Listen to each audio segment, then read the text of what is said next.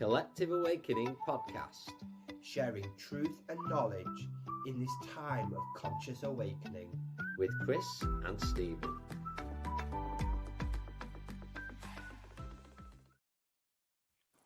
Hello, friends, and welcome to the Collective Awakening podcast. It's wonderful to be with you all once again, and it is equally wonderful to welcome back our guest on this episode, John Hogue, who has been with us before. John has a website, the Hogue Prophecies, and he shared some wonderful information last time with us, and he particularly has a lot of information and books that he's written concerning Nostradamus, amongst many other things, which I'm sure we'll cover. John, thank you so much. It's a pleasure to have you back with us. Glad to be back. So it'd be wonderful just to refresh our viewers, perhaps those who aren't familiar with your work or didn't catch our last episode. If you didn't, by the way, please take a look. A little introduction into the work you do.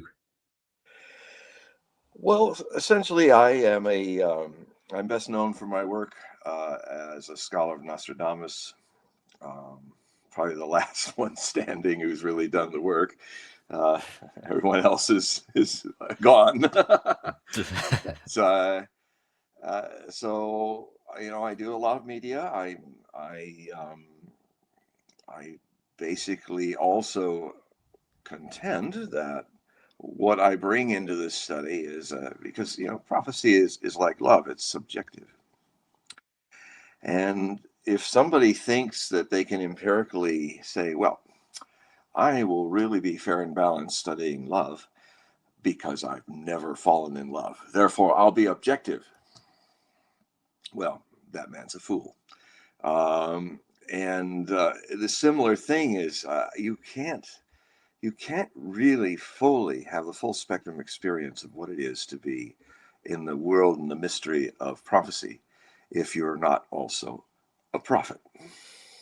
It's just like you can't love unless you're a lover, and because you have to be in you have to know your subjectivity. And the way that I have learned to know my subjectivity, the thing that's defined my entire life, has been seeking the truth, as being a mystic in that regard, trying to find out what really this all is, and what is witnessing it. And that eventually led me, I through an operatic career. I was also very much in classical music, still am. I'm very much a huge fan of Wagner. I was listening to Meistersinger before to warm up for the show. So music is also a great opener for me, because music is a higher language than words. Music is, I've thought for years, what is it that creates the ecstasy? Why is it you look at a mountain peak and suddenly you're carried away? Why is it that there is a combination of harmonies that take you up and out and take you deep at the same time? The mystic lives a life of verticality in the horizontal world of I'm getting from here to there. The horizontal world that's always dichotomous. It has love, hate, war, peace. It's like Heraclitus the Dark, one of my favorite philosophers of ancient Greeks. He said, the logos, the truth, is war and peace, love and hate, hunger and satiety. You can never find the beginning or the end of a circle, nor can you step in the same river twice.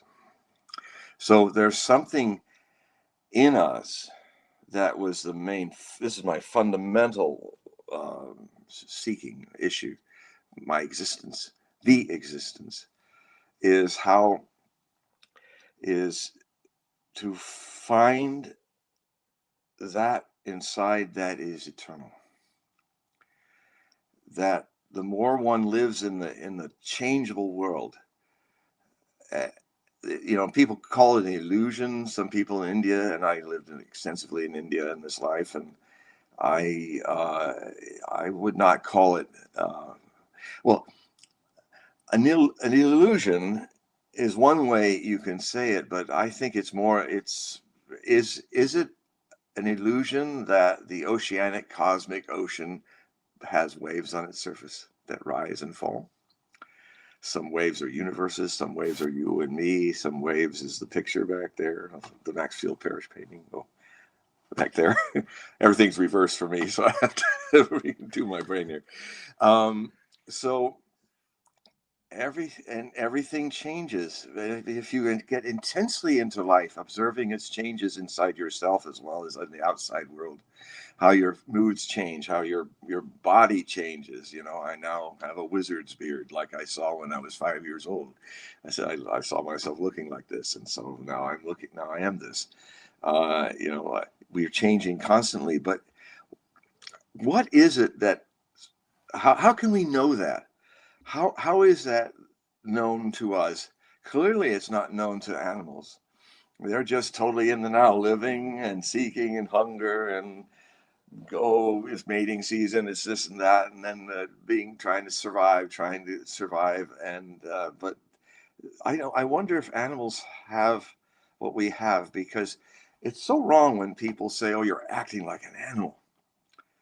That's really insult to animals, because animals do not have the potential we have to rise above the animal. And to have that potential, we also have the potential to fall way below the animal. That is the dilemma and the beauty and the tragedy of being a potentially sentient talking animal. And so these are fundamental to me. Also, what's fundamental to me is the great shock of awareness that was given to me in the first of several life-changing premonitions that happened to me in the final 13 days of my life as a 6-year-old. The Cuban Missile Crisis defined my whole life in a way, because it made me at a very young age cognizant of things that children don't usually think about. The world that could end, and everyone you love and everything you love ends with you. The whole magnitude of that awful potential was on my shoulders. And then it ended on the day it would have started World War III if it hadn't been resolved on my birthday, 29th October 1962. And from that point on, I couldn't help but in my tender 7th year, the beginning, to watch the world. I wanted to know why. And so I became a news junkie when I was 7, when I turned 7. I watched the news, I started reading, I started studying history because of the patterns that seemed to always keep.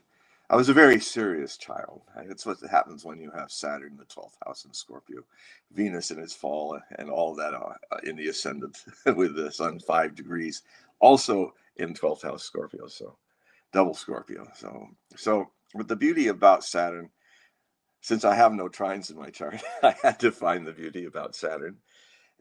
Is that Saturn is not a grim reaper. Saturn in the astrology is not a limiter at all. It only limits your illusions. It only limits what you think is true, but is false about you and the world. And if you hold on to what is false, you will suffer. And you will mistakenly blame it on Saturn and Scorpio. I've learned that Saturn is the greatest friend in the astrology of planets if you're seeking the truth. So that led me eventually. I went into an opera career from my classical music love. I had a very promising career as a baritone. I was studying as a protege of William Chapman of the New York City Opera, one of their lead baritones at the time. He became kind of like a second father to me.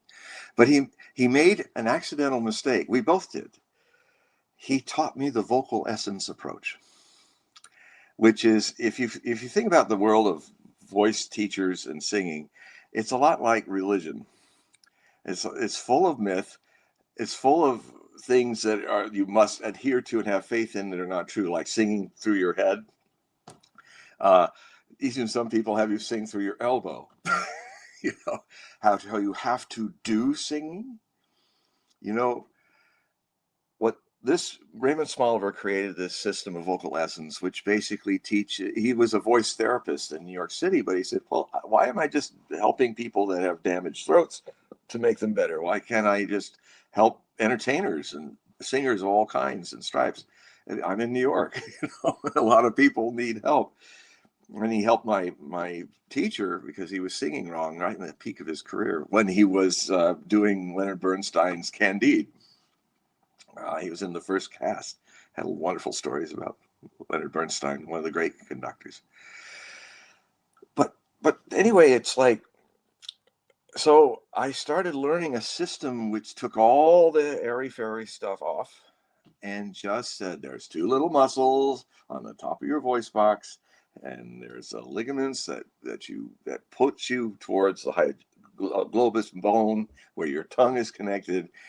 And the one thing to remember is you can't do singing. You have to learn how to allow singing, like you allow your sight, like you allow your hearing, like you allow the witnessing of your breath. So without meaning to, my doorway to a life of meditation, a life not of mindfulness, that is completely a dead end, mindfulness, because you're full of mind. Just calling it meditation is not going to end the process. And a lot of times when I do my Zoom one-on-one readings for people, which you can see at the bottom, how to get one if you'd like one. I have a lot of UK people that I do at the same hour at 7 GMT. And so there's not, you find out that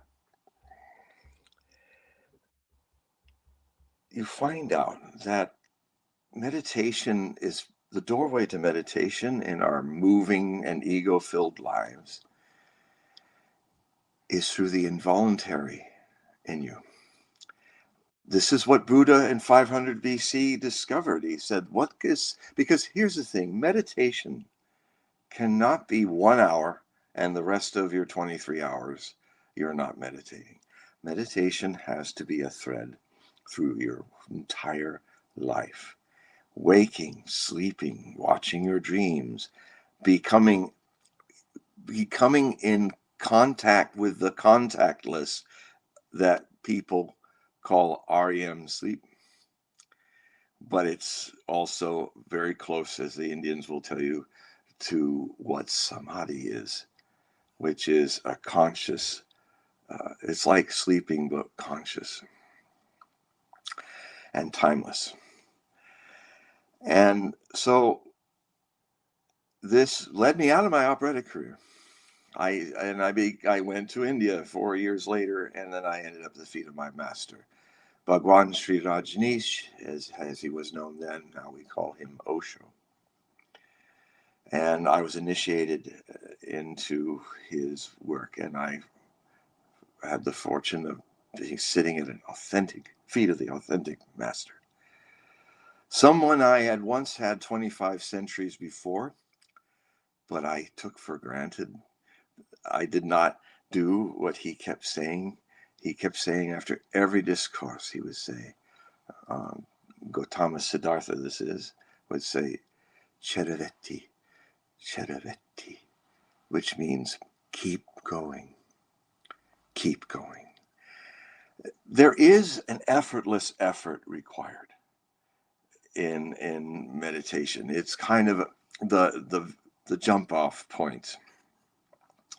And so I was one of the crowd of 10,000 people there, and for decades I was there, and did not realize that I had not kept going until the day he died and said his final words, Apo Dipo Bhava, be a light unto yourself.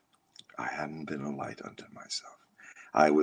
When he died, it all went away, like it what I thought was going on. And it took me 25 centuries to find a person of the same stature again. Now, that can sound tragic. All those lives lived and fighting and warring and this and that, and all these things happened. I mean, you know, in a way, most of the time in reincarnation, people, and my experience is that people most of the time incarnate pretty much in the same place in the world, often with the same people and the same family constructs, maybe reversing roles. But if you become, if your spiritual rebellion is deep, you start to travel because you're seeking the truth, and it compels you karmically to move, and it even compels you to begin to be a wanderer in other lands through other lives. And I think after what had happened back then, 500 BC, I started to be a traveler. And in this life, the first time where a deep, deep and profound thing was felt was, well, the first thing was when I sat in front of Osho for the first time. And I was sitting there and he was talking to me, and about Osho is that he always looked, if you had another Indian who was exactly the same look, wearing the exact same robe, maybe even one of his Egyptian cotton robes when he wrote white robes, it would be whiter on him. His face was more golden. It's like those Catholic Virgin Marys, you know, and you plug them in the wall and they glow. It was a bit like that, not so tacky, but much more subtle. And what had happened is it was the 15th of October, 1980, in Pune, India. It's about 110 kilometers over the western Ghats, the steppe mountains from Bombay, or Mumbai as they call it now. And so everybody was telling me how, when he touches your third eye, the mountains fall in the sky, right? You know, it's like basically as if it's an orgasm or something. And so there were 7 of us, the first 7, and so we were sitting waiting, and then so I was the second to be given sannyas, and he looked at us in his chair, his lounge chair, and he just looked at us, and his eyes were so sparkly bright, and he went, "Close your eyes, close your eyes, close your eyes."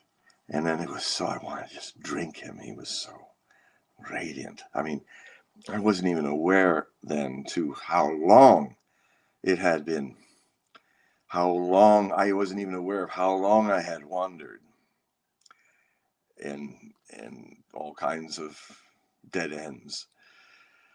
And so I closed my eyes. It was hard. I said, God, I can't even do this. I want to look at him. So I closed my eyes like this. And so I could hear him talking to the other person and all, but not really. I was closed my eyes. And then there was this point where there was some laughter. And then I felt to open my eyes. It just happened. And he's looking at me. And I'm looking at him, and he goes, and I go, and I close my eyes. Went back in, and then there was this feeling of like an invisible hand just touching me like this, like so I opened, and there he's going, I got it, went, oh, like that, and then everybody's laughing, what a fool this fellow is. And I get there, and I get too close, and Shiva the guard pulls me back, and then Osho leaned in. And he touched really close. He touched my third eye. And the moment he touched it, there was a little electric shock. And then nothing at all happened at all. It was a profound non-event. The thing that might actually be comparable to it, if I were to describe it, is being absolutely bored. Now I understand why Osho says when, oh, I'm so bored, someone would say, you're very close now. You are very, very close. Boredom is good. But the thing that was that this thing that was, it was like a complete disappointment. And years later in the Oregon Commune, I saw a quote from the Crazy Wisdom Lama, who said, "Enlightenment is the ultimate disappointment."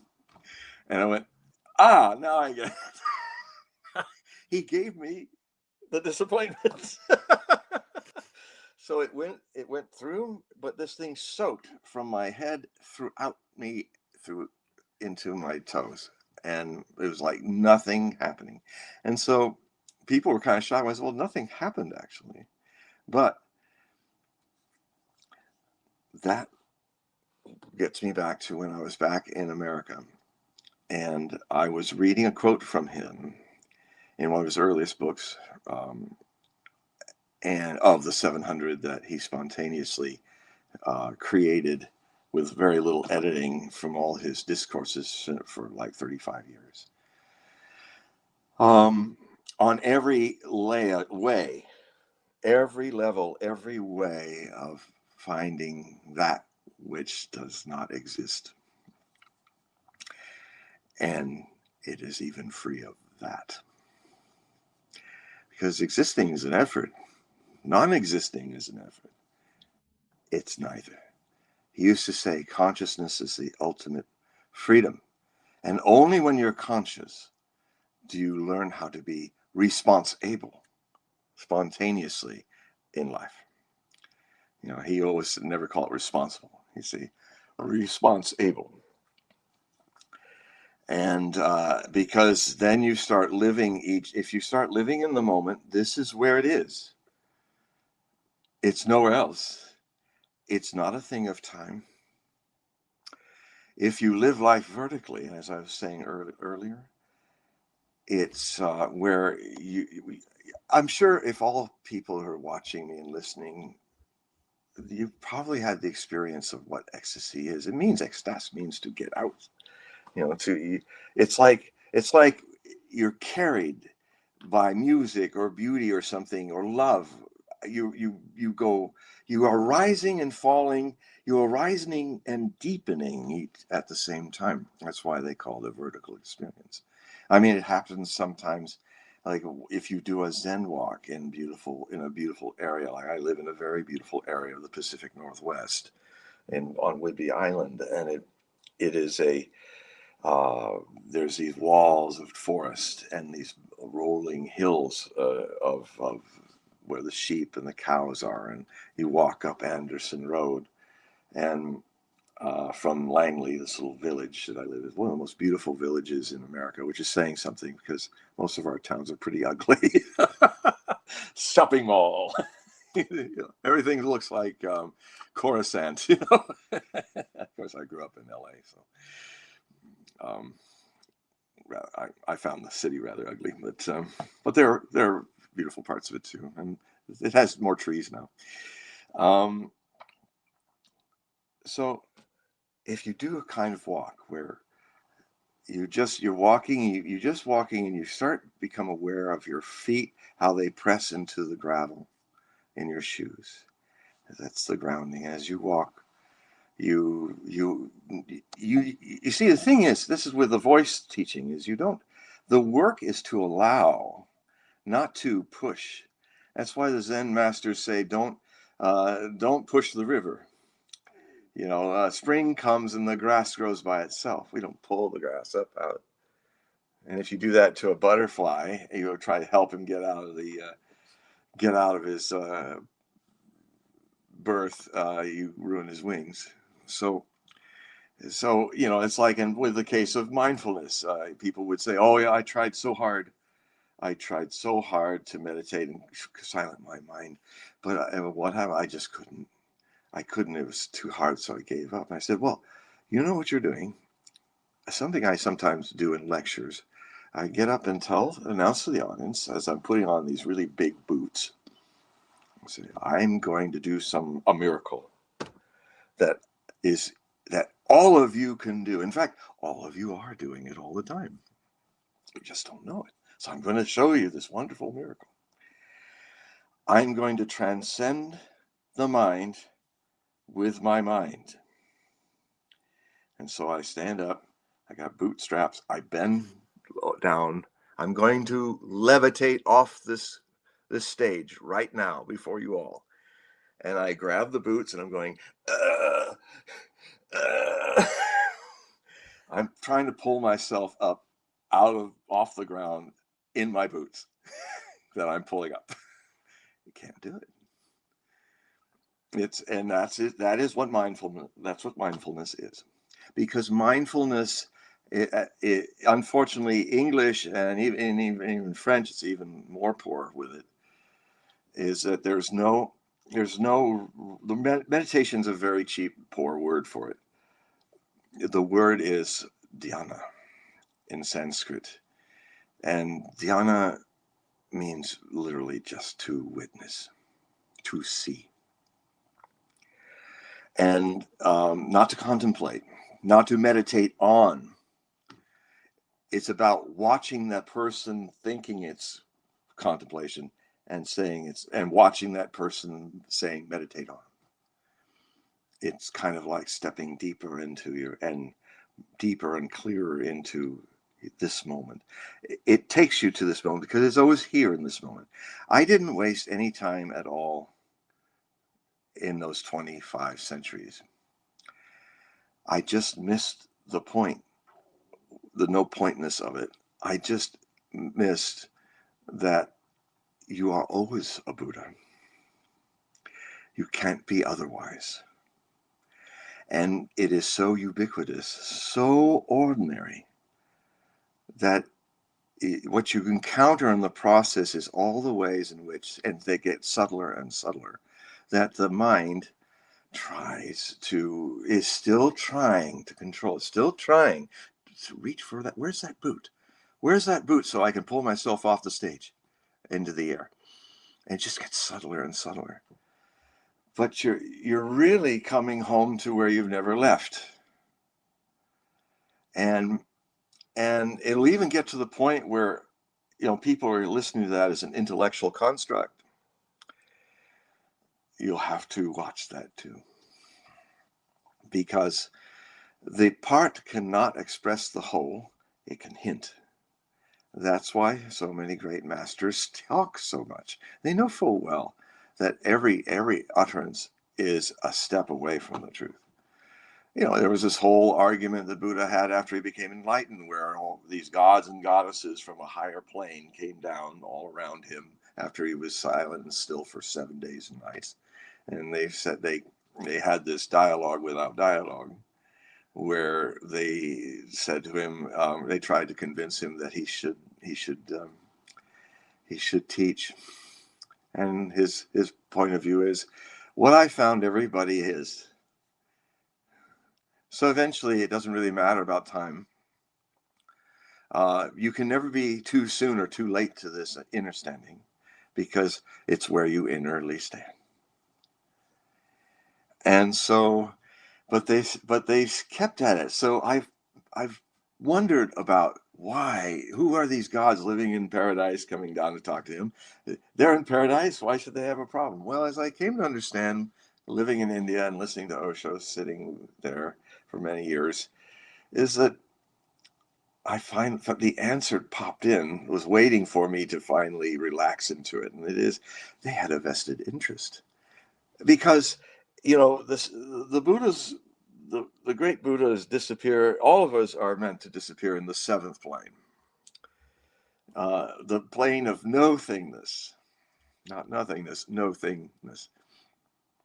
The thing that isn't the thing that connects through all things. It's like the ocean that is, for a temporarily time, air makes an illusion of shape that the wave world thinks is who they are. Oh, that's wave A, that's wave B. And they've completely forgotten what's inside the wave. And the ego will take any containment you give it. You can have a Saudi Arabian containment, you can have an atheist containment, you can have a theistic containment in the shape of your wave. But this whole issue is about continuing to be a wave. You are a wave for the sun, and maybe some of the edges of your wave, the water that was part of the end of the shape, then when you die, those splash and they become memories in new waves. So that's why reincarnation is so fragmentary, because it's rare that you get all the identity of the last wave.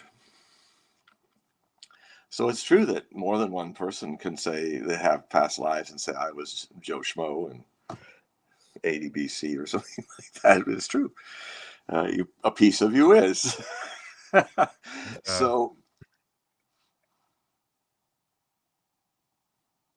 So this, I was sitting there in San Pedro, California, reading from Osho, this statement, which was an unexpected and profound change for me, where he said, he was talking about how his early days, he was constantly traveling, trains, planes, and automobiles all across India. He talked in every corner of India for 20 years or 7 years. It was just amazing.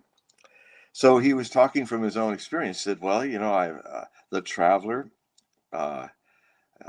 wakes up and it's morning, and then the traveler discovers, and then the traveler notices that it's afternoon, and then the traveler knows that when it's night and things have changed, the traveler passes through many different cities and towns, has many adventures and associations with the movement of world and people and life.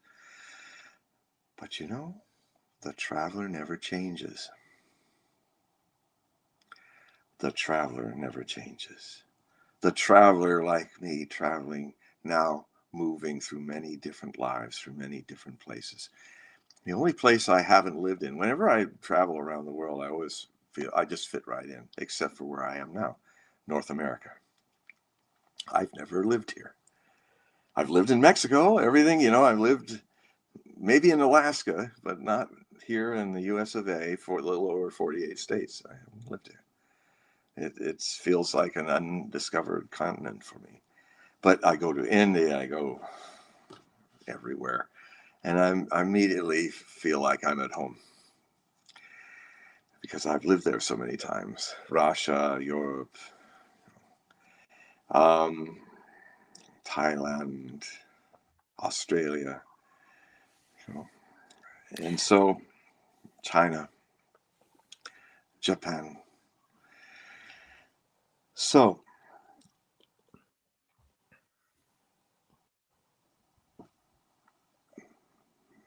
you can't. I read that. I put the book down. I walked out into the patio balcony to look at Santa Catalina Island. Something, I didn't know why I was doing it after I read that. And then I looked down at a pot of geraniums. Looked right at the dark purple center of a kind of reddish geranium. And I discovered the traveler. It was there. And it does not exist at all. It is everywhere and nowhere at once. It is in everything, and it's not in them at all, free of everything that it's in. It's sometimes so vast that it's not even there. And when it's not even there, when it's so infinitesimally small, it's too great to bear. And one then lets it go and rises and falls. And as you're walking on the road, and if you're walking in such countryside as where I live, when your senses start to become involuntary, emphasis on the in, then your eyes, that's why doing Tratak meditation is an important meditation, or listening to music is a meditation. One of the meditations Osho used to teach is, if you're listening to classical Indian music, bring your relaxed attention to one instrument only. And you will find, without any effort, all the instruments are playing. You'll be hearing them individually and as an ensemble. And you can even do that. I've done that with classical music. I mean, with the complex scores of Richard Wagner, with 127 instruments. If you just lay there with the headphones on, and you just settle on your hands over your diaphragm, just to give you kind of a mild context. So it's like Vipassana, but a little different breath meditation. You're just feeling your air making your hands rise and fall, just as a soft attention for the ego to attend upon. There comes a moment where you're hearing every instrument absolutely alone from the others and in ensemble. Opposites attract, paradoxes become impossible. And it floats. It's very delicate. It floats. And you can also do this watching a movie. Like I like to do it to the Lord of the Rings, Peter Jackson's Lord of the Rings, especially Return of the King. It's especially good if it's something that moves you very deeply. So I'm watching with the air rising and falling as I'm sitting watching. And what happens is, you might have seen the movie hundreds of times, and suddenly you're seeing things and hearing things and gaining insights that you're also just watching. They are John, what's really spooky is that I was listening to that piece of soundtrack all day today, The Return of the King, and we're doing a classical sound bath tomorrow at the Purple Mountain, the place where we run. And it's a piece of music, is about 10 minutes long. I'm using that tomorrow for my part of the beginning part of the classical sound bath. How amazing is that? Well, this is the law, or I don't call it a law, the reality of moment to moment dhyana, which Buddha called that's funny, which Buddha called jhana in Pali. He spoke Pali. Bodhidharma took it to China and called it Chuan, because he learned Chinese. And then it moved to Japan and became Zen. Zen is not Buddhism. Zen is the fulfillment of Buddha's famous Maitreya prophecy of the spinning of the wheel of Dharma, which requires a spin from a great master every 25 centuries. So it's what Buddha hopes, something even beyond himself and his teaching, because enlightened masters are always hopefully going to find better ways, better techniques to hint at something which is beyond the hint of anything of the dialectical world, but that's what we have. So, John, sorry, it's just I wanted to ask if I could.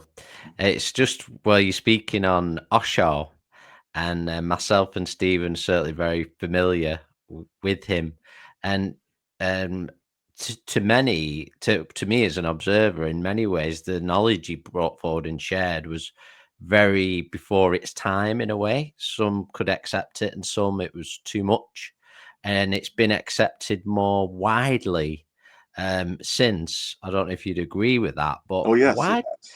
And that seems to happen with so many masters as well. It happens to great masters. Yeah. I contend that Osho, in the Diamond Sutra, when Buddha was asked the question about will there be somebody like you in the future, and he said, not for another 25 centuries. And his name will be Maitreya. Maitreya means the friend. And basically, he was going to break the whole master-disciple relationship into a new evolution. Buddha did it. The Brahmins, Brahmin prophets were seeing Buddha's coming in Bihar for thousands of years. And what they interpreted to happen was that he would regenerate Brahmanism and the Brahmins. He would take it to another step. But in their ego conceit, they thought, okay, we'll be even more the masters of the other sects or the other castes. And when he really pissed them off when he said, the Buddha, everyone is Buddha nature, everyone is Brahman nature. The untouchable is a Brahman. The Brahman is a Brahman. It's shared by all, and that's why they conspired to destroy him and almost cast all Buddhism within a few centuries out of India. That's why I had to go to China and kind of come back into India. And so what did they do with this, him being one of the 10 avatars of the Kali Yuga cycle, the 4 Yuga cycle, which is it's about 25 centuries each time. But of course, when you get back to where it's not Rama, it's not a human, then you've got the guy who's a lion-headed human, that's the age of mammals. Then you've got the turtle, that's the age of reptiles. Then you have the fish, that's the Devonian age. So, the concept of time, as often happens, these long time cycles, as we get more and more into the present, they become more condensed, but they become more wide and atavistic, So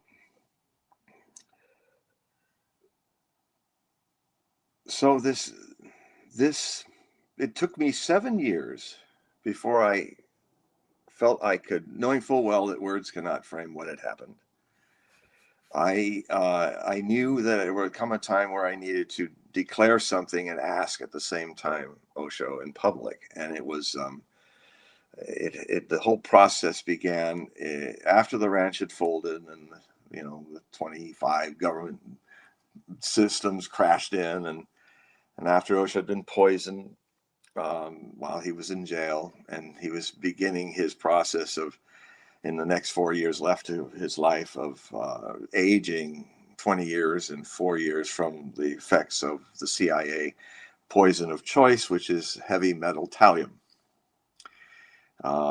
It's very hard to detect.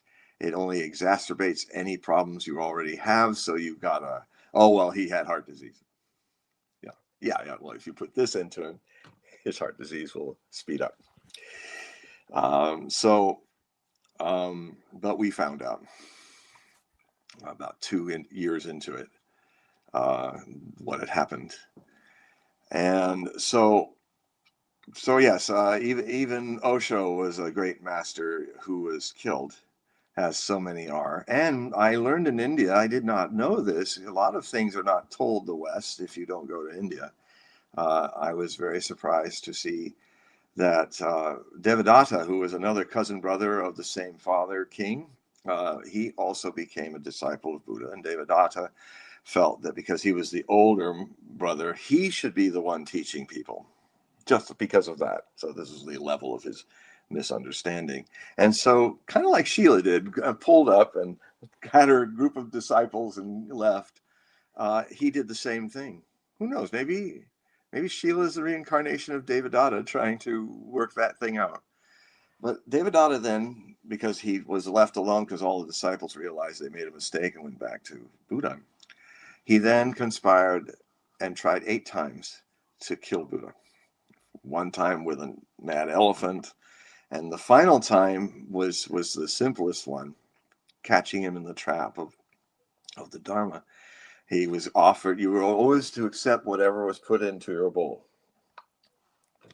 Well, Buddha was clearly to see that was put in his bowl was food that was stale, maybe had a little shit in it, and he ate it and died of dysentery. So Buddha was also killed. He might have lasted much longer than that, by Devadatta. And it's an interesting thing about great masters is that they attract tremendous negativity as much as tremendous positivity. Very much so. Very much so.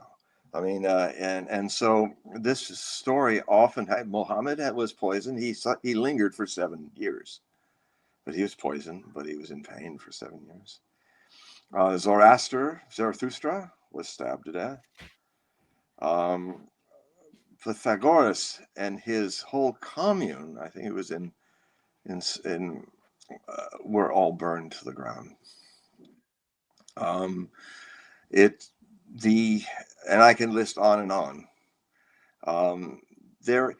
Well, ego feels threatened. And in meditation, you know that sometimes the mind really gets crazy because it's threatened. But one girl one time started meditation, and then she said, "Well, God, how's it going?" He said, "I seem to be crazier now. My mind's just going crazy in my head." I said, "Well, it's not yours. Let it be crazy. What's it going to do?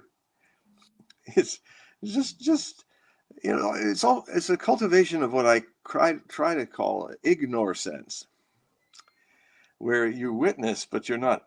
I'm witnessing this. I'm witnessing that. It's just watching the person going. It's the witness. Things change. The witness is something in you that doesn't change because it's not of time. Time is a law, a reality of the horizontal world. This is the same eternal moment that will be in 25 kalpas from now, in 25 breathings of the Big Bang and the big retraction of this so-called universe. It's the same moment. And what is unique about it is we all come to it from our life experiences and what we've remembered from our past lives. This is where a master draws from to be a great teacher. And like Osho used to say, there are lots of enlightened people. That happens all the time. But masters are rare. He said they're rare because they have to follow a certain pattern in their lives. Most people, when they become enlightened, are arhat.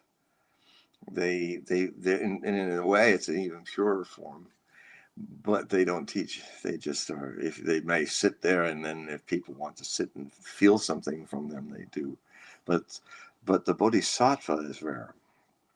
That's why Buddha tricked his disciples. He said, before anything, before even enlightenment, learn to be a bodhisattva.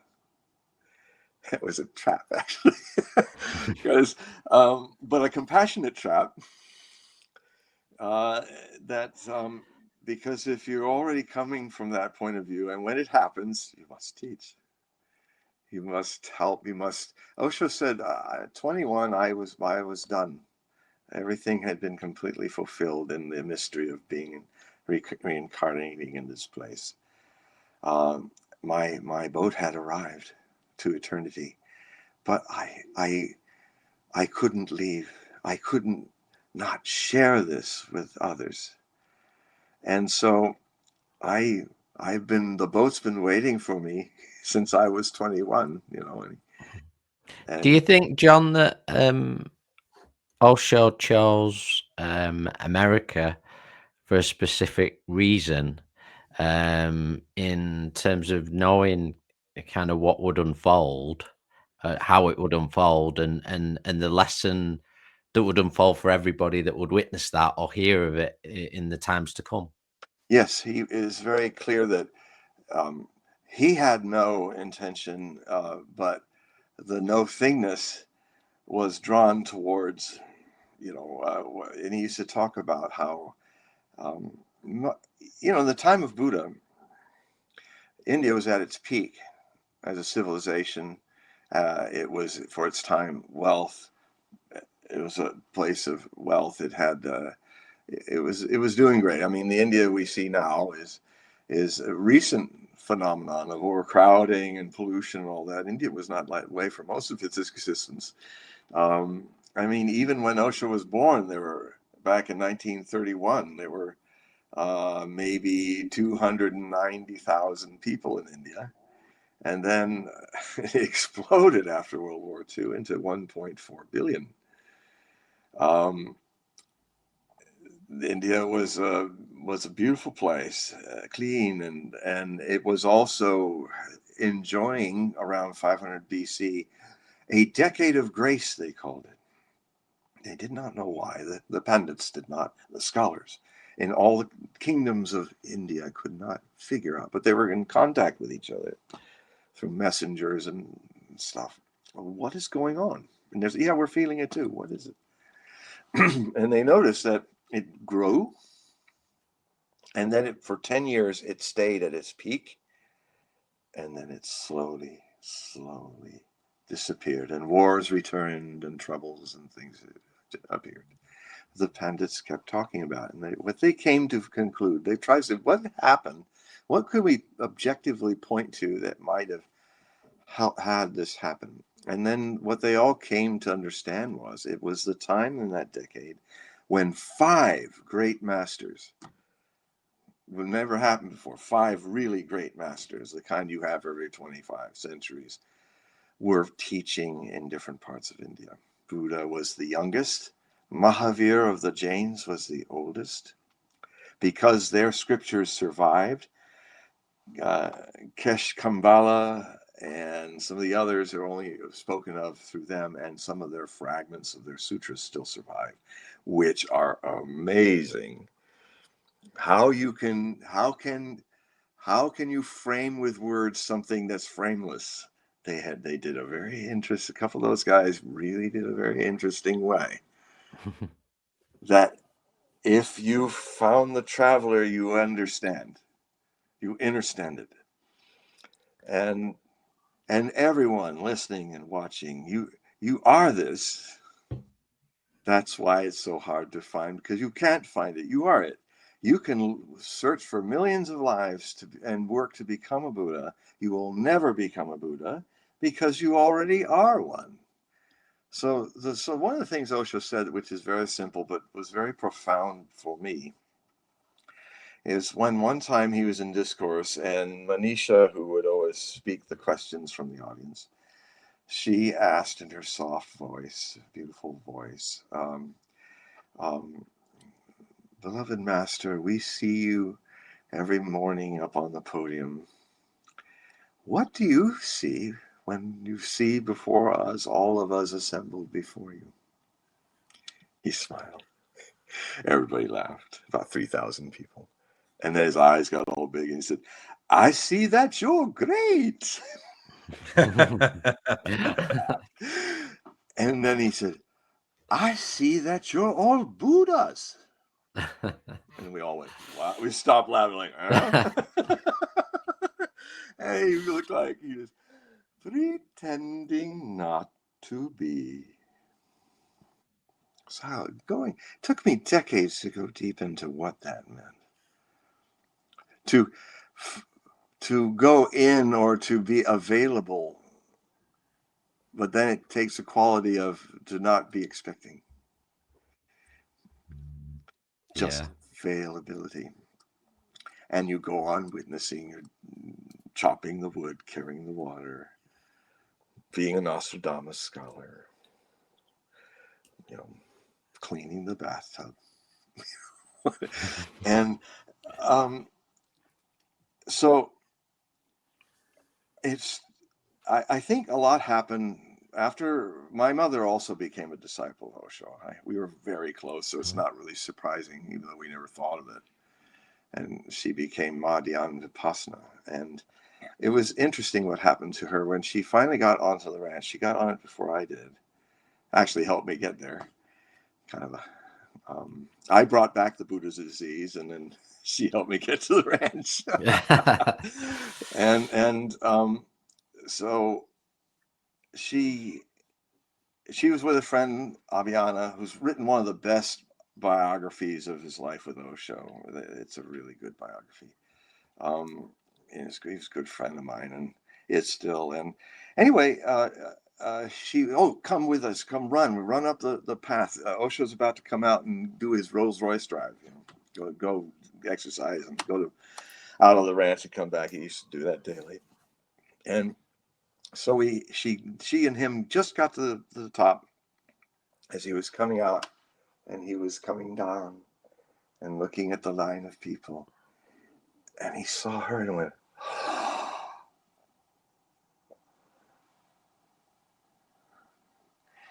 and then he got in the car and went. And then my mother Vipassana looked at Abhyana and said, does he always do that?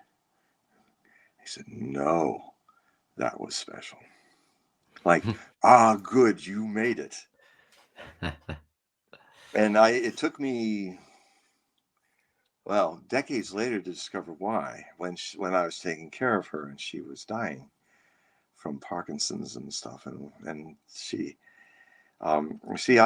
we were so close that you learn so much as a caregiver of somebody you really love, and it's difficult. You have some awful moments. You wish you could do things better, but you end up being accepting yourself. I mean, this happens also in meditation. I remember after a Vipassana, 10 days on a roof in India doing Vipassana, the group leaders were saying, remember, don't beat yourself up about what comes up. It's not really yours anyway.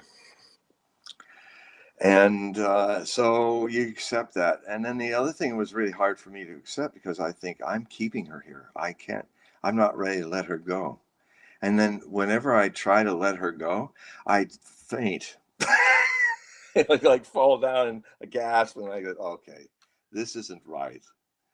I never do that. That is not this kind of person. I like go going down, watching myself doing it. So I accepted it. Yeah, mama's boy. I'm a mama's boy. It is who I am. And I felt also I didn't know if I would even survive her death. And she was like a part of my life since the first time I heard somebody laughing is when I was coming out of her womb. Having a belly laugh as I came out.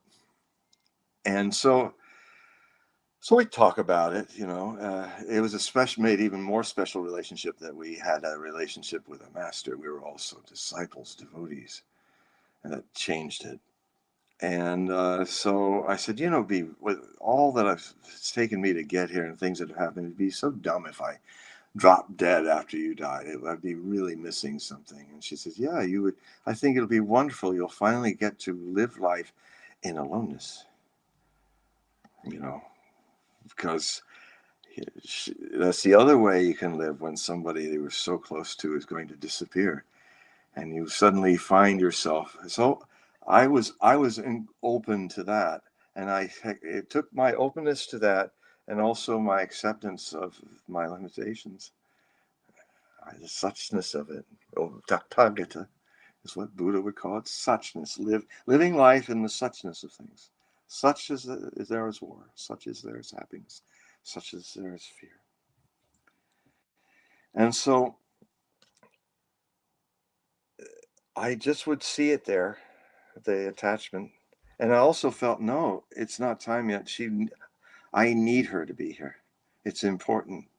That's why she's still here. Because she would say, gosh, I don't know why I'm here. I've been ready to go years ago. I said, well, I know why. It's me. I can't let you go yet. And then one day, and this is how important in meditation, it rarely gets talked about, but it's these little things that are really the spiritual transformation, very quiet, very subtle. One moment, the attachment was there. It was just there. Next moment, it was gone. It took care of itself. As Osho would say, all these things happen on their own accord. You just keep watching.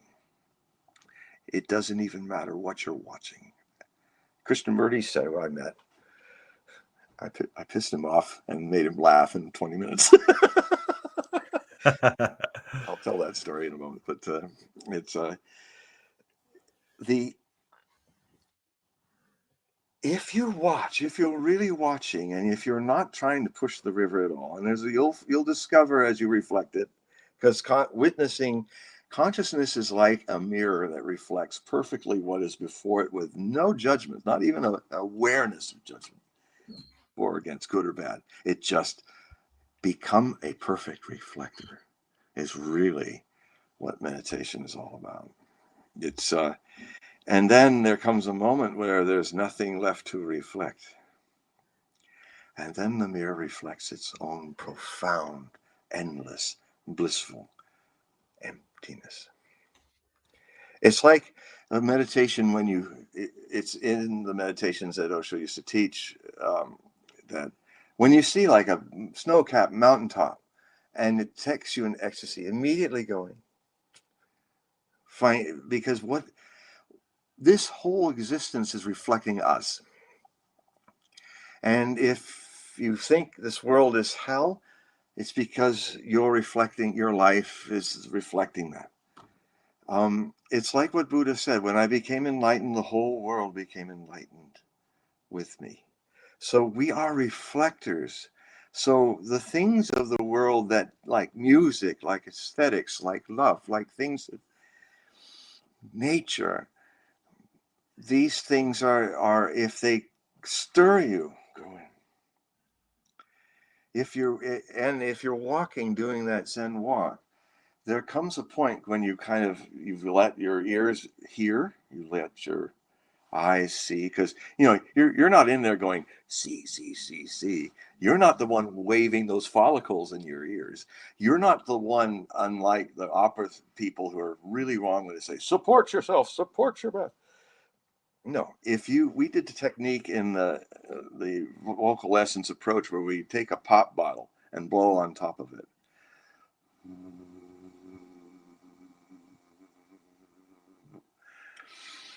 If you do that, you'll notice that your diaphragm, which is an involuntary muscle, it supports you just fine. So it's about being here. And one thing we would do, Bill Chapman he'd take his fingers, and can't really see this stage of my life, but he puts his fingers at the top of the voice box between the hyoid bone and the voice box, where the two little muscles that make all that noise and sound come from. And he said, look, I've got to tell you that all I'm doing is I'm not moving my fingers from this place. So when you sing, remember that. So I started singing, and I jumped back. And I said, you poked me. I said, no, I didn't. I kept your voluntary muscular system, because we think we got to do everything. I got to do that river going down there. What you did is your voice box and your bones went boom, like that. They wanted to completely close it off because you're going, to make a sound that's like that. But really, true opera singing is like a hurl at a pub, but it's very pleasurable. And then actually watching yourself when you're hurling is people often have a chance to do that in India. If you watch it, it's just like the vocal essence approach. Automatically, all the voluntary part of you gives up holding anything in, and it literally, your muscles step aside, and the involuntary, which really is strong, it takes a lot of muscle and force to throw that out. And really, when you hear really good singing, what I call the singing, like the 5,000 seat voice, where everybody can hear you loud and clear. Most people, when they imitate it, they do the opposite. They're going, "Rrr." No, it's open. And the exact same thing is possible in witnessing the life. It's the same source. Like I said, is why I missed having shocked a lot of people. I probably would be on records and stuff all over the place, but and people are still alive from that time saying, "Why did he just walk away?" Yeah, it's wonderful what you've shared with us so far, John, in this episode. I feel like it's like bathing in a fountain of knowledge, listening to you. It really is. But it's you can feel the flow. It just is a flow. It's just coming, and I'm intrigued. What part of the Lord of the Rings music are you playing? It's from the Return of the King piece. So I think they put on the special edition, they put 3 or 4 songs into one. So it's like 10 minutes. Yeah. Actually, I've got it. I've got it on my phone. Well, one of the most amazing things, because of the director's cut, is the incredible moment when Bahadur begins its fall, and there's a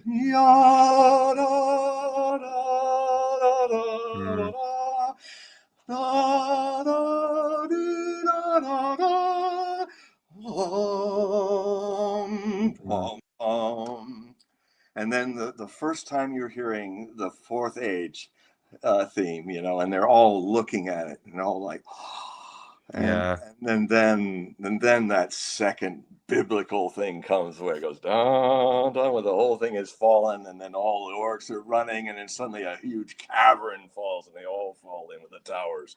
Boom! That's biblical. Even Peter Jackson said, "Boy, that was the biblical moment."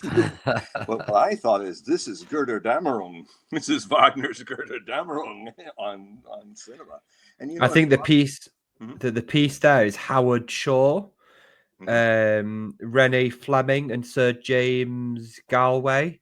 Oh, I know which one this is. Yes, Renee Fleming. You know that she's one of the greatest opera singers that ever lived in our age. She does those elvish things. Oh, yes, yes. Oh, that's a beautiful piece. Yeah, yeah. So it is. You know, if Faulkner had been alive, he would have really admired what Howard Shore did. He was obviously basing it on the Gesamtkunstwerk, the artwork of the future that Wagner was writing about in 1849. He predates Marshall McLuhan's multimedia by over a century. And nobody knows that he was such a visionary as well, an essayist. And I'm watching this movie, and I often write essays about this and what James Cameron is doing, because I consider him in the cycle. There's art cycles that happen with Neptune transits back to Pisces. Wagner in 1849 got himself in a major revolution as a leader of one of the revolutions in Germany. And it was called the European Spring. When it returned in 2011, it hit the Middle East, and it was called the Arab Spring. But what happens when Neptune returns home to Pisces is mass communication art forms are revolutionized. I mean, in the first years of that transit, Wagner created the Tristan chord. Tristan and Isolde is the beginning of modern music. And he was cinematic on stage 50 years before they were talking movies or movies as such. And he was very frustrated because he was way ahead of his time. And the technology just couldn't match what his vision was until now. Like, if you want to hear how Wagner really wanted to hear the Ring, just listen to the Deccan Ring that Georg Schulte recorded for London or Decca Records. And it's nice to know that it's actually the most profitable. More people bought that in classical music than any other. Head and shoulders beyond anything that's been by Beethoven and all that. So, and if you listen to it now, it's been remastered. It's like that. That's exactly how Wagner wanted it, and you know. And if you want to hear Tristan the way it's supposed to be conducted, a lot slower than anybody does it, listen to Bernstein's 1981 version of it, which has also been remastered by Decca, and it will. People, modern conductors, since the turn of the last century, started not conducting it the way Wagner wanted because they thought, oh, people are going to be bored. But actually, they're bored because Bernstein wasn't a Wagnerite. He didn't have all that baggage, and so he looked at the score and said, nobody's conducting this right. This is, you know, it's not supposed to be la, la, la, la. It's supposed to be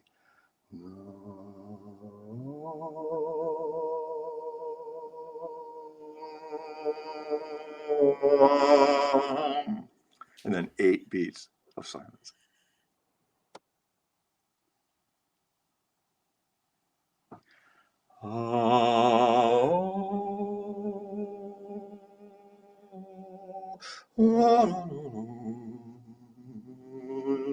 And what happens is, like when you get into the Liebesnacht and they're singing, and you know, it's not the night theme is not going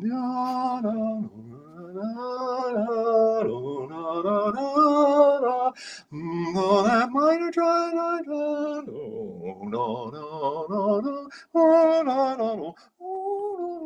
it's supposed to be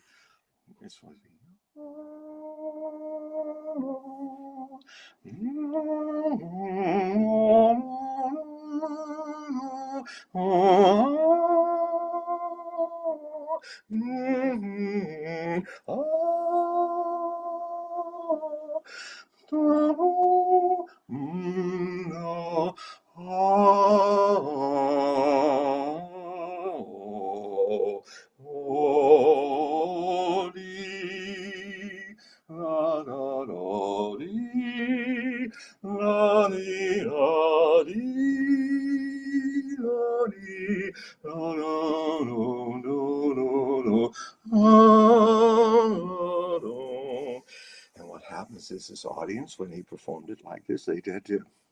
It was the Bayern Rundfunk, and they couldn't get everybody together except for 3 different days over a year. So they did Act 1 in the spring, they did Act 2 in the summer, and they did Act 3 in the autumn. And there's a movie of it too. It was also taped as well, but that sounds really terrible on it. But they remastered it in Decca records. It starts off with 5 songs from Fritz Wunderlich, but it's also in there. It's about the 5th point the playlist starts. But the people were not bored. It's supposed to pull you in like hypnotism. It's like Wagner was a wizard. He was a magician. He was not just a musician. And what happens is, like Bernstein's saying, you're not allowing, if you go fast, you're not allowing all these harmonic meldings to have the chance to evolve. And what I would add, it's like I'm writing an essay about this. If you watch any concert of Tristan Isolde or a performance of it, you can tell immediately what kind of sex the conductor has. He's either somebody who really lets things develop, is not in a hurry, but in deep, profound, tactile, visual, just being there. Or he makes love like a rabbit.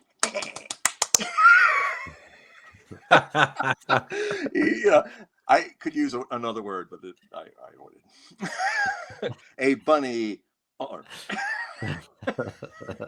and so I'm saying, okay, I won't name names, but you all know who you are if you're still alive. So I just leave it like that. Why is it that people rush through the end of Götterdämmerung? It's like, what, you got something else to do, rather than watch the death and rebirth of the world in 20 minutes.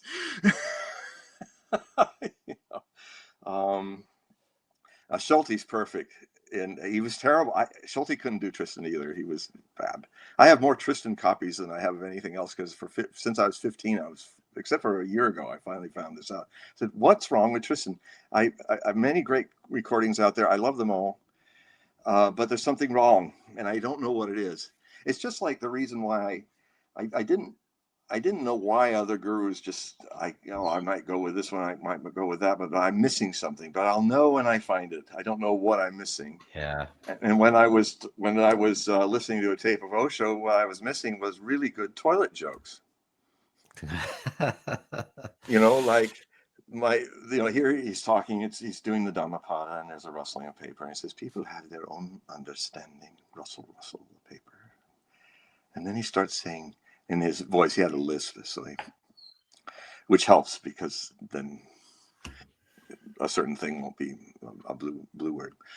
I said, 2 very hippies were walking down a country lane. One hippie said to the others, have you sit in your pants? No. No, said the other. They walked down a little further, and the first one asked, are you sure? Quite sure, said the other. They walk a little further, and finally says, come on, take down your pants and let me have a seat. There, I told you, you have sit in your pants. Oh, responded the other, I thought you meant today. That was the moment I became a disciple. That was okay. That's it. Because he's not a serious fellow. sincere, profoundly sincere, but not serious. And humor is one of the other higher languages. And so he would, when the discourse was over, he would say, "And now it's time for prayers." There was a Frenchman, a black man, and a Jew on a bench. And I knew Chayton Parkins, British actually. He and this other American disciple, they had in his library there was a corner where they had a whole wall of joke books. Because Osho read, he was a speed reader. He read 250,000 books in his life. He could read 70 books a week. He would just look at the whole page and remember it. Oh. And so I got to look at his books at one point before that was all closed off. But I saw they were working on the jokes, and so I said, why can't he say wanker? It doesn't. He gets. I mean, did you do any wanker jokes? And so he's, well, we tried. We did try, but he says two wonkers. He doesn't say wanker. So it doesn't work. And so and then he could never say Wagner. He was he loved Wagner's music, and he talked about it a lot. So that was fortunate for me. But he always called him Wagner. I just can't pronounce that man's name. I think we could all agree that humor is very, very not only important, essential. But I'd be really interested, and you mentioned it a few times in this podcast, John. I don't think we touched on it much in the previous episode with you.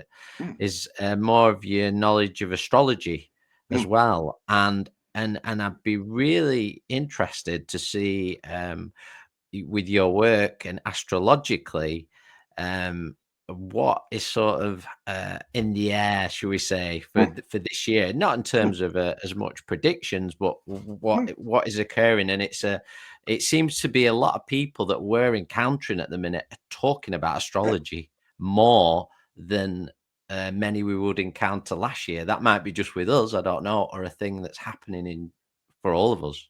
Well, it kind of brings us all circling all the way back to your first question, which is why did Osho end up in America? And great masters end up usually in places at their point of affluence, at the point when they're at their peak. India was at its peak when Buddha and Mahavira and Keshkambala and others were there, and they realized that some certain extra thing happened when they were there. So it's almost like a karmic attraction. So America at the time of the 1980s, when he went to America in 81 and then left just before the end of 85, we built our city in the Oregon commune and did all that. And it was, people don't remember this now, but in those last 2 years of 84 and 85, when Osho had come out of his public silence and started speaking and saying, I have a few more paint strokes to put on my canvas. And when he came back, it was he said, first I had to do 3.5 years of silence so that the people who only are attached to my words will leave. And then the people who are here for my silences between the words are here. And then I will speak from a different way. I mean, he said that I tried to do what Krishnamurti did, and poor Krishnamurti failed because he spent all the 70 years talking. He died in 93, I think, and he was like, all these years that he said, and he was very frustrated. I saw a bit of that frustration because I saw him not too long before he died, 5 years or so in person. And he was frustrated because no one was getting it. And he said, well, I almost made the same mistake he did. I wanted to start with doubt. I wanted to start with, there's no God, there's no all that. But then I realized that I was, if I did that, oh, that's a cute cuddly sound. Who's that? Somebody's. It's my cat. Oh, Hello. His name's George. He's come to see. He doesn't normally come up, but he's come up for some reason. He never comes no, up. this happens in my readings all the time. If there's animals, when I'm doing a one-on-one reading, they just get in there because they feel the energy. So, I mean, He's keep headbutting me. He's keep headbutting me, and I don't know why. like his little. I think I was a bird in the past life. I'm a good man. So anyway, it that was the so yeah, it was destined that Osho would come. It's in prophecy, that the Quetzalcoatl prophecies. Many of the Native Americans recognized him. In fact, even the Maya, of course, the Buddhas were trying to go contact the Tibetan Buddhists, the Hopi Indians. I wrote a whole book about it, the essential Hopi prophecies. Essential because I go back to the original prophecies, because sometimes when something becomes popular, especially in psychic or prophetic natures, suddenly there's all kinds of things attributed to the Hopi that are complete BS. And so I just went back to the raw prophecies that two white people came, John Waters and the other fellow, so this is the message that Thomas Banyaka and others gave to the world when they realized the final warnings were being enacted.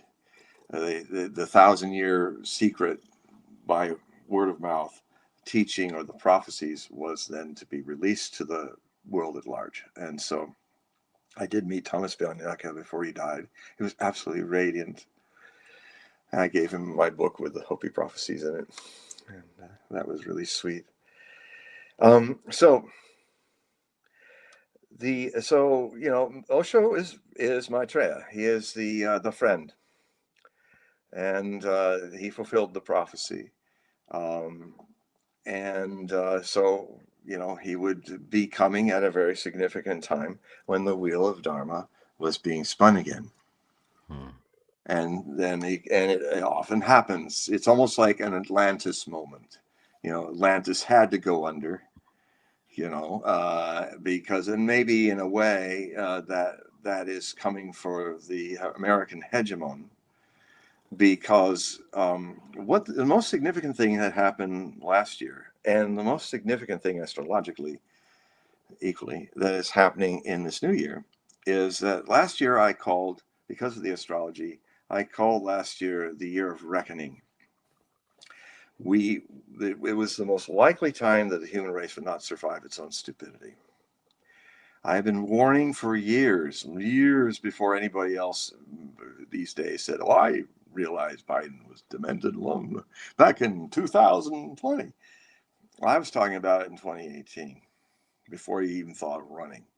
I was saying, this man, I have a certain fame for being now 56 years in a winning streak, picking the United States president since 1968. And Trump was a big win. Now I'm 15-0. I'm always waiting to lose. It can be a burden to win. It's almost like you're the Kansas City Chargers, Chiefs. And you're always winning, and it becomes, and then everybody hates you.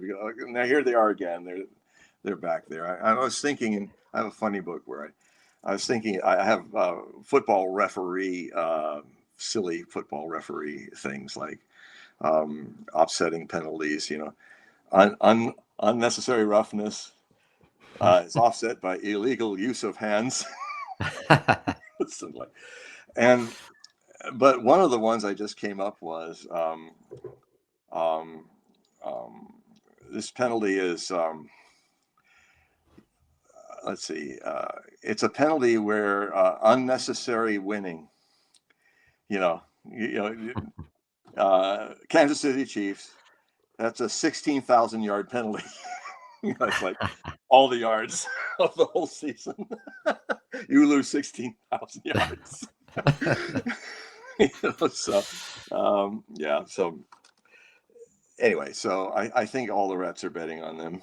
There's a lot of corruption going on now in football, in our weird thing we call football. Yeah. I think it should be head braining. The National Head Banging League, the NBL. But anyway, so what has happened in the astrology is that we were finishing a 7-year process that started in 2021 and ended at the end of last year, and that was the 7 passes of Pluto over its natal position at the birth of the American nation on July 4th, 1776. And I have, because there's a woodcut displaying the Liberty Hall and the bell ringing, the people celebrating, and there's a clock on it. And all astrologers saying, oh, it's Gemini rising. Oh, it's this rising, it's that rising. I said, no. Stop thinking like modern people. Look at any evidence of the past. I mean, that's how I managed to write the first full body biography of Nostradamus. I had to stop thinking like a person from the 21st century, early 21st century, 2003, on his anniversary of his birthday by half a millennium. And I said, you have to. When you do a woodcut and you don't have TV and you don't have a cell phone to get stuff easily, you leave things in the picture to explain something. So here is a clock, and the clock is at 2 p.m. and 21 minutes. And you can 21 or 22 minutes. So that means the bells were ringing, announcing the birth of the United States, when the ascendant was in Scorpio 8 degrees. Scorpio is the sun in Scorpio 8 degrees is the chart for the European Union. Is it? So if America sneezes, Europe catches a cold, or vice versa. The outer expression of the United States was to reach out and turn Europe and Britain into a vassal state. Their satellites, like the Soviets had their Eastern European satellites. Yeah. And so this is why the fate of Europe, the European Union, and by and large NATO, is really based on what America does now. So what happened is every time the pendulum swang, it started on the inauguration day and first weeks of Biden's presidency. And then it swang some more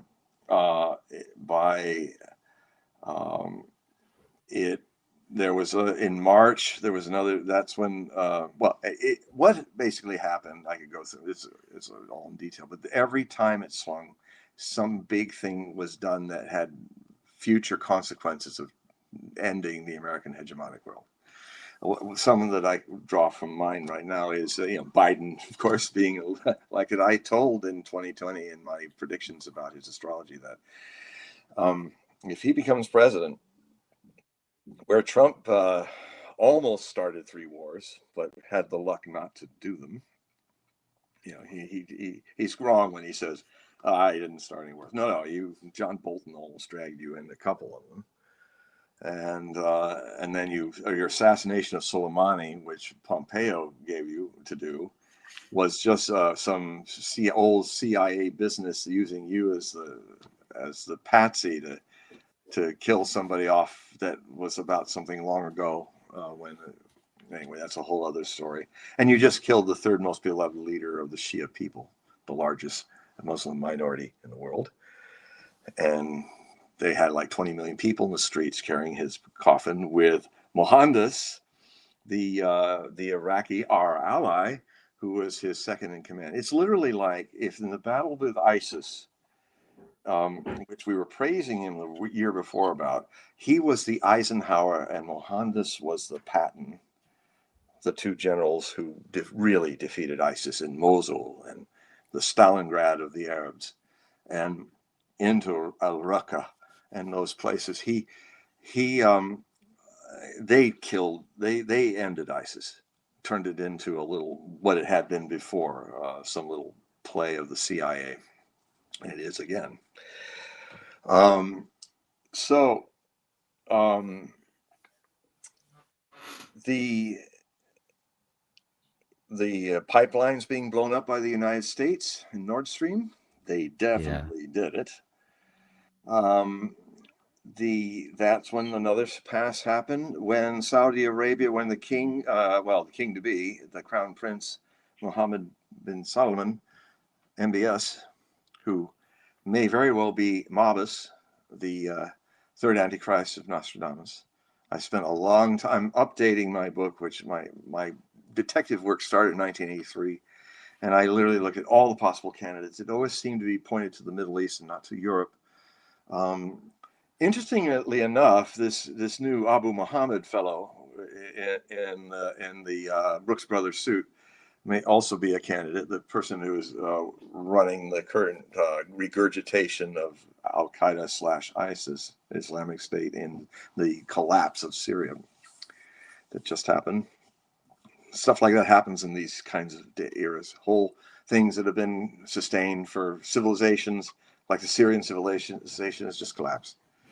So, because these are really game-changing times, and so all of that came to a head, and we came so close in this last year. Never more close have we come to nearly destroying the world, and it mainly is because we had a demented president who was then going to replace himself with a woman that has so many trines that it is a cautionary tale to all astrologers not to always think that trines are always good. She has 16 trines in her chart and only one square, and 12 sextiles. Outside of astrobabble, that means she's a classic example of the Peter principle, where your only talent is knowing how to rise to the top, but you have absolutely no experience. You have earned nothing in your steps, because and she literally, this is what happened to her. And I'd love to tell her this. The best thing that's ever happened in her life is that she did not become president, because she literally would have had a nervous breakdown. It would have been a very bad experience for her and for the world, because I agree with Scott Ritter and some of my other sources. He's been one of my sources for things, for the weapons inspector, Scott Ritter, who blew the whistle on the whole Iraq freedom thing. He said, well, no, if she's in there, she's just so ready to do whatever the deep state wants. Sign me up, you know. You like it this way, or would you like it more like this? You know, and we probably would have not survived spring. World War III would have happened. We were in World War III. We have been in World War III since 2022, February. We're in it, and just like World War II, it took years before people called it World War II. And if you ever, there's a very good thing called World War II Week by Week. It's finally finished. They spent 6 years doing it, and in Sweden, there's some American guys, and so they would do an episode once a week of what happened in this week of World War II. And if you watch, fortunately now that it's all happened, you can just watch it really fast in a binge. But it gives you a feel of timing that you don't get in the books. You realize that the war, like, it was a little sporadic here. Suddenly there was a big violent thing in Poland, and then nothing happened. And then there was like a little stuff in Ethiopia, like that, and a little bit of the Italians fighting this, and then maybe this happened, and then it doesn't actually become a global conflict until the Soviet Union's invaded, topped off in 1941 by Pearl Harbor being attacked and the Japanese going to war with the Americans, and Hitler making his greatest brain fart of many, declaring war on the United States. No real good reason. Even the tripartite treaty had no reason for him to do that. If somebody started a war, oh well, good luck with that. We didn't see that one coming. So in the same vein, World War III, its preliminary buildup was from 2014, when the United States sided with right sector, a bunch of neo-Nazis in Ukraine, to overthrow the democratically elected Russian-Ukrainian president Yanukovych.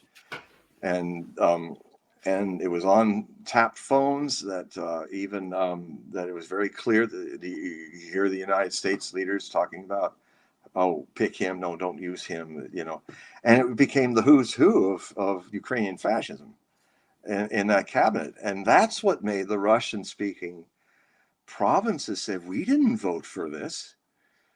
And then they started to say, okay, no Russian could be spoken in government buildings, you Muscovites, or the same stuff that was happening when the Banderite fascists were in control under Nazi rule of Ukrainian area during World War II. And so these people were going to ethnically cleanse you. There were some massacres in Odessa, which is a Russian city. And I had it all on videos in my YouTube page.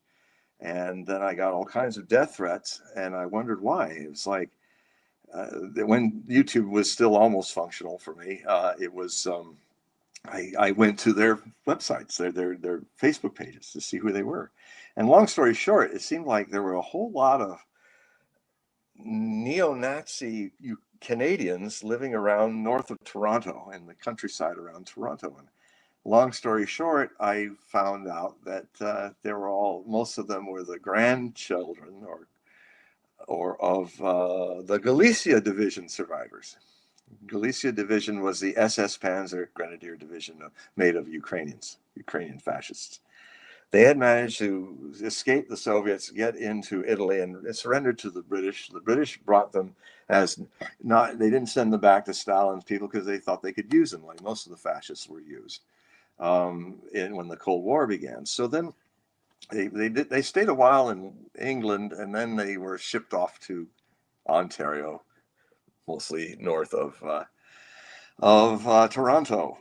So I was Azov Battalion, all these things. Well, that was their bailiwick, and they did not like me showing the massacres that they were committing in the temple of Union Temple, where all the people their tents were torn down, and these were all people shipped out of Kiev after they did their big torchlight parades, which I also show. Ukraine has a fascist problem, and I'm on the Miravorets list now too. That's as Scott Ritter is, and other people. If anybody's been critical of it, and there's a server that keeps that website up in Langley, Virginia, in CIA. So there are people that are actually trying to kill people. There are 80,000 Americans and other people on that list now. And my own secret service is making that broadcastable across the United States. So what had happened is Pluto finally has left at the end of last year, has left its long transit of Capricorn. And what that means simply is the entire United States is an epoch of one orbit of Pluto, 248 years. And so this is a death and rebirth process, since Pluto is the ruler of Scorpio. It's about great ages, the regenerating and degenerating to regenerate. The days of the U.S. hegemon are numbered. One of those, as I said, points was when MBS decided not to use the United States dollar to buy U.S. bonds to make Arab Saudi oil the commodity that backed the U.S. international backup currency. The rise of the BRICS last year was a great reckoning for the future of the U.S. dollar. Half the world has already left it. And so this world war is also a war economically. And Trump seems to be fixating on that, where, you know, he's seeing that the target is the BRICS, but he's going against 2/3 of the human race, anchored on two superpowers that are far more powerful as military and nuclear powers than the United States is, Russia and China. And India is kind of on the fence, but India is also there, very much in there. Saudi Arabia is now trying to play both sides, which is intriguing to me because it could end up in the death of MBS. The thing that's important about the third and final Antichrist is he dies at the beginning of a war, not at the end, like Hister and Paul Ney Laurent, Napoleon, King Napoleon. Even Napoleone is in it. Because he's a Corsican.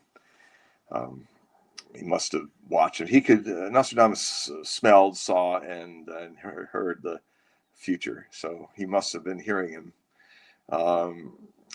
Only, the Russian version of War and Peace that Sergei Bondarchuk directed, is the only one that gets Napoleon really good. Also, Waterloo with Rod Steiger was very good. And also the one that Marlon Brando did was also, he got captured. He looked like him, my God. But the Russian guy who's playing Napoleon is always speaking in French. All the parts of the French are in French. Tolstoy wrote War and Peace in French, by the way. First. But I realized, oh my God, he's even got an Italian accent. He doesn't sound like a, or the Parisian, he sounds like an Italian speaking French. and I said, well, of course, because he spoke fluent Italian as well as Napoleone Bonaparte, as he was born. So anyway, yeah. What we've ended now is the year of reckoning, which we squeaked by, and the reason why we squeaked by is something that I was telling my readers at Hogue Prophecy Reports, and hopefully, if you guys are interested in what I have to say there, it is at the bottom of this interview, and check it out, because it's a lot of stuff that I talk about in shows is all in detailed and backed up and sourced and all of that. And one of the things that I have a lot of astrological things in there. I mean, I am the guy who wrote a book in 2015 on Trump's astrology, just his birth chart. And it was, I highly recommend it because it's my most accurate book. And I'm probably the only astrologer. The only way I can do these political predictions is I don't have a dog in the fight. I just look at the man or the woman as they are. And I look at my colleagues in astrology, and I have not found any yet that are well known, that are not completely blind to their biases, either blindly for Trump or blindly against him. And so they're always getting it wrong. First off, if they really could see Trump's fantastically interesting astrology, he is a unique human being. For sure. And he is I call him a full spectrum human, in that he's got all the colors of good and evil in him. He has an ability to be a wide open channel, but it's weak enough that it's sometimes on, sometimes off. For instance, when he it's just a affliction he has with Jupiter in Libra and his planets in Cancer, and there are sometimes when he well, for instance, when his channeling is on, he was saying about John Bolton, my God, and that guy wants to fight everybody. He wants to go to war with everybody. But then a few weeks later, it must have been off because he chose him as his NSA advisor. Yeah. And almost got us in 2019 from shooting down a drone, big plane drone, that was entering Iranian airspace. They told him, well, let's kill all the 195 people in the place that launched the missile. Well, you'll be clearing Iranian airspace. I knew it. I guess they don't know it, but the Iranians said if that ever happens, you ever enter our airspace, it'll be a full-scale war. And we'll immediately, I mean, what could have happened is if he had gone in and destroyed that, then they would discover there'd be about 5,000 American dead in Iraq within 24 hours as all the bases got hit by cruise missiles. Which what the Iranians were very clever. They're wonderfully. They have not lived for 3,000 years as civilization without being understanding about when it's time to strike or not, and showing restraint like the Russians are. It isn't weakness that the Russians have been showing since 2022. We're all alive because of Vladimir Putin. You would all be dead if it wasn't for that man's restraint and the Russian restraint. And why were they restrained? Because they knew they were dealing with an empty-brained president, which means he wasn't pulling the strings. And they also knew that they think we're being weak. Well, if we react, then they're going to think the next step. Oh, we can win a nuclear war with those weaklings, and then we're all dead. So there's a prophecy of Edgar Casey in 1944. It was the third of three times he talked about it between 1934 that is, and 1936 or 37, and then again in 1944. And it's where he said, in his world, he's talking about the world and nations, prophecies of the nations. What of Russia, he said?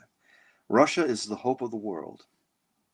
Not the current Bolshevistic Russia, but far down later. And they will be a place of freedom.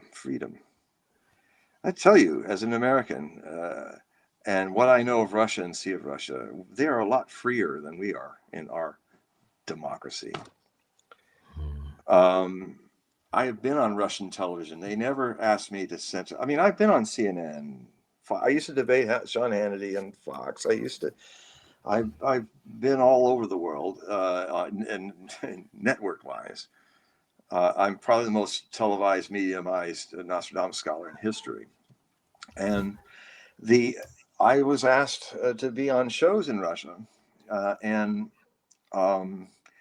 so they took a little mom and pop group to film me here, and then I ended up on the last day of 2017, New Year's Eve, right after Putin's address to the Russian nation. I had a lot of segments in a 2-hour show about prophecies for 2018, and in them, they uncut. They had me recite and share with 64 million Russians the Edgar Casey's prophecy about them.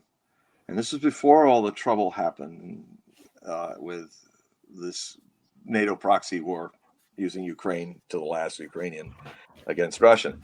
And I said there's probably going to be a confrontation. What I'm saying is going against a lot of what America's policies are, but I have to be true to the prophecies of our greatest prophet, Edgar Casey, who made this statement. And so now we're going to see in what ways Russia will be the hope of the world. Well, Russia is responsible for helping the BRICS happening. Russia responding like Putin is a judo master, 8 degrees. He responded to the Obama sanctions in 2014 for Crimea and all that by pivoting to the east.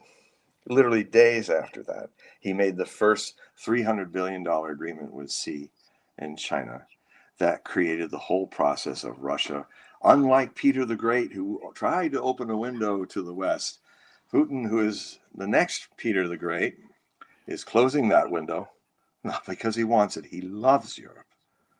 That's why it took him so. In fact, one of his best reporters is great, because you'll never hear this from Keith Starmer or you might hear it a little bit from Trump, though. He's a breath of fresh air. He can be very frank about things, but this reporter was talking on a street outside of some palace in St. Petersburg, and Putin was there, and he's saying, "Well, okay, about these things, but what did you do wrong, Mr. President? What, Vladimir Vladimirovich? What was your big mistake about the Minsk 1 and 2 and trying to negotiate out of what happened in 2014 and finally being provoked into this war?" And it's interesting about body language. You know, if he was some guy who had an ego trip and he can't do anything wrong, he was sitting there listening, and Putin was going, and then he kind of, when he heard the question, he went, like he was trying to pick which one. You know, he rolled his eyes and he was like, whoa, well, where do I start? You know, I'm naive. I've been naive. Yeah, and see, I was too naive about the West. I thought Angela Merkel and Hollande were going to be the arbiters of this treaty, and then they come out saying that they were just shining me on, you know, so that the Ukrainian Nazis could build up a NATO-sized, NATO-trained force to ethnically cleanse the Donbass. And they were going to push off on March 10th, by the way. They were starting the preliminary artillery on the 23rd, and the Russians jumped them. Which reminds me of something Putin once said. When I was growing up in the mean streets of Leningrad, and if you could not avoid a fight, which implies that an attempt, all attempts were, you know, you have street bullies, and all attempts were being made to. But if you can't avoid a fight, hit first. Well, that's what he did. It was a preemptive strike. It's within the NATO. It was in the UN Charter. He's not a spy he was a lawyer. You know, he was a lawyer in the FSB and the KGB, but he wasn't like a spook. So that's the other thing people get wrong. He's not a communist. He's an Orthodox Christian who also is into judo. So it's kind of his martial art religion as well. Russia's a democracy. It's not like our democracies, but why should they be like our democracies, Britain and us? Why? Yeah. It's Russia. Why? Why? And then if you drop that, you realize that, all right, well, China, of course, China is trying to do something, because China is always about harmony. Can we find a balance? I mean, Osho once said to me that probably the best form of government is a perfect balance between totalitarianism and democracy. Well, that's actually what the Chinese are trying to do with all the mistakes and things. You know, they're the only communists that understood the Das Kapital. You need capital to have enough wealth to create a communist system. The Russians didn't have any wealth. I mean, if Marx had seen that, he would have kind of, okay, I think, but all you're going to be sharing is poverty, which is what happened. So Russia is becoming a great power again because it's a capitalist power. You know, its economy is booming right now. It's not going down. So if anything, they saw this coming, and so they built up a firewall when Vander Crazy had her little, Ursula did her little number with throwing the kitchen sink at their economy, and it blew back on Europe ever since. I mean, and the Americans destroy the Nord Stream, and now Germany has fallen out of being number 4 economy. It's Russia now, and it might be coming up to number 3 soon. And the world is changing. The American hegemon, it's interesting because if Trump wants to go back to McKinley and he thinks in the sense of the world of 1900. Sanctions, all that, the idea of bringing back the canal to America, taking Greenland, and all of that what he's setting up is spheres of influence that great powers had in the early 1900s. That's his game, and I think he will get Greenland and the canal, as outrageous as that sounds. So what has happened is this last year had the Pluto effect really, really big. And now, as what happened you see, when things start in Capricorn, for instance, Jesus taught during a Pluto in Capricorn phase, way, way back. And because it was in Capricorn, it was a place to be the architecture, to create the blueprints for a new religion. In our case, in the American Revolution, we were removed enough from the world where we could just kind of be a petri dish, cooking our own new modern democracy, and not have some gigantic empire just 15 minutes over the border like Russia across the channel. And so that was in our favor, and we were very lucky that we could go through our growing pains over slavery and all, and then pay the karmic price of this American Civil War, which was very bad. But we survived that and grew from it. America grew more after that terrible thing. I think that the same thing will eventually happen with Russia and Ukraine. Ukrainians, Ukrainia means borderland. So if you say you're from Ukraine, I'm from a borderland. Well, what's your country? Borderland? Borderland of what? The Ruski Mir. Oh, so you're the borderland. So you're part of the Russian world. Yeah.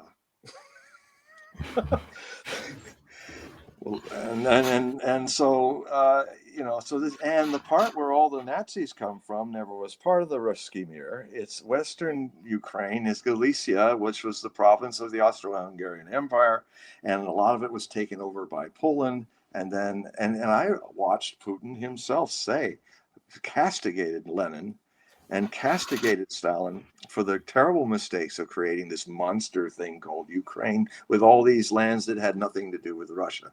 Western Ukraine, Lvov or Lemberg, as it what used to be, and part of Poland and all that. And already they're talking about it because this will probably only be won through a military decision, and the Russians are winning, as I predicted they would before they almost went to war in 2021. And I'm starting to write about, well, it's coming, but they're winning this war.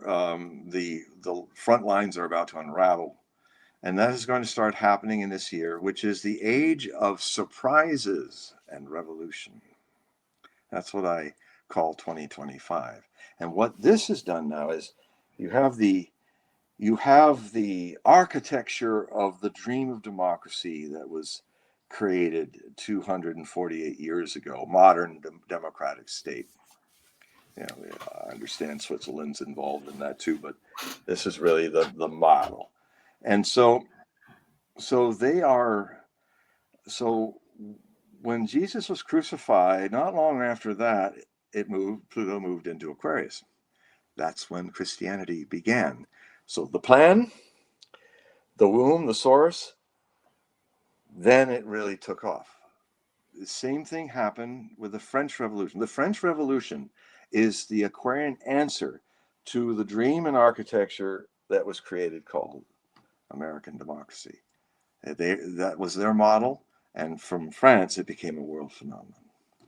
Well, we're having the same Pluto return coming soon for the French Revolution. It is coming. It will be 4 passes back and forth, starting in 2034 and ending in 2036. So what's happening now, Jupiter is going to be a long time in Gemini.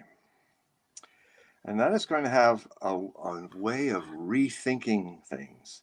What Gemini rules is higher mindedness, generosity, higher religious and political thought, or it rules a descent out of democracy, the religion of cults, the religions of dogma.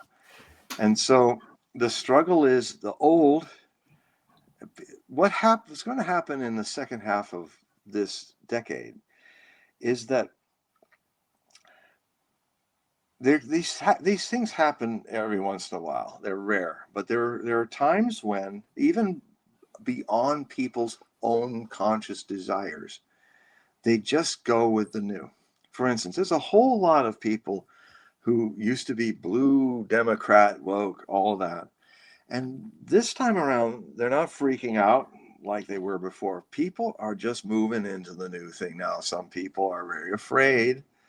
But there's not the quality. You don't see a whole army of women in pink knitted kitty hats like you did in 2016. Where are the kitty hats? You know, they literally were an ocean of them days after Trump was inaugurated. And where are they? No, because the astrology has changed. And what's happening in the next half of this 2020s, and I've been talking about this since the 1990s. I started 1990 exactly. I started is that there's going to come the first half of the 2020s. There's something to survive, because that was the highest chance of something bigger than the Cuban Missile Crisis. And it's still there. The danger is still there. But I felt in late August something shift. I felt I was pulling back from the abyss. And I felt that seeing clearly that in action, it would look even more dangerous in 2025. But the motivating force is not there. It's like in last year, it was there. And it could have just suddenly escalated and blown us all away. But now, I would even say this and record this as you are. There's things that are going to happen in the next 5 years that will even think like we got even closer to blowing ourselves up. But the thrill of that, the devilish thrill of that, has been passed. And the reason why it has been passed is possibly, if what I'm saying is true, and so far it's shown itself to be true, is that no matter how many times we try to push ourselves willfully over the abyss, talking ourselves, the West mainly, talking ourselves into we can win a nuclear war, which is absolute Wahnsinn. It's madness. That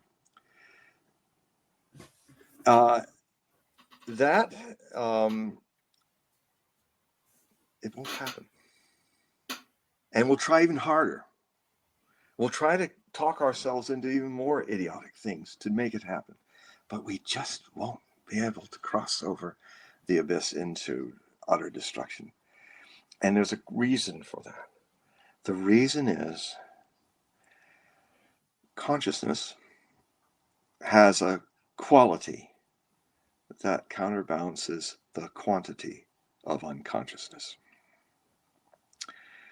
We have a world with 8 billion people, and I used to hear Krishnamurti talk about it. I sat before Osho, him talking about it, and George Ivanovich Gurdjieff used to talk about it, another great 20th century mystic, enlightened master, that if you can increase beyond the average of people that are enlightened in the world, if you can increase it to a certain number, it wasn't clear which, if it were 10 or 15, like Krishnamurti thought, if it were 100, as Gurdjieff thought, or as my master Osho said, 200,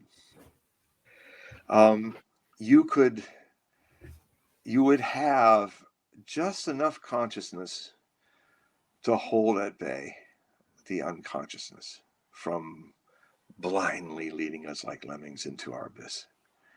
And the proof of that will be that if we keep trying and we just can't make it happen, that's what's going on. Now, there could be other forces that are involved in it. So this test will continue because Trump is doing amazing, like what he did just recently, and it is a revolution starting here. It's people are open to change in the second half of the 2020s. Like they won't be after them. These next 4 or 5 years is a window where even people who have been as woke as you can toke are going to go, you know, I gotta stop smoking these fatties and see what's going on.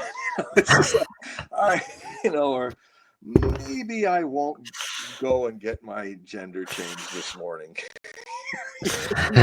Maybe I won't ask my child to. Maybe I'll just think this is just some phase she's going through, and I will ignore the psychiatrist who said, "Oh yes, do it or else," and just not butcher my poor child. You know, maybe Uncle Walt might be turning in his grave when Snow White becomes Snow Brown. You know, it's like Disney is literally destroying itself with woke movies, and Absolutely.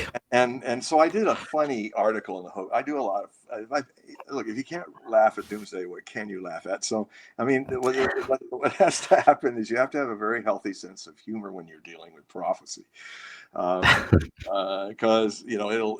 One of my favorite authors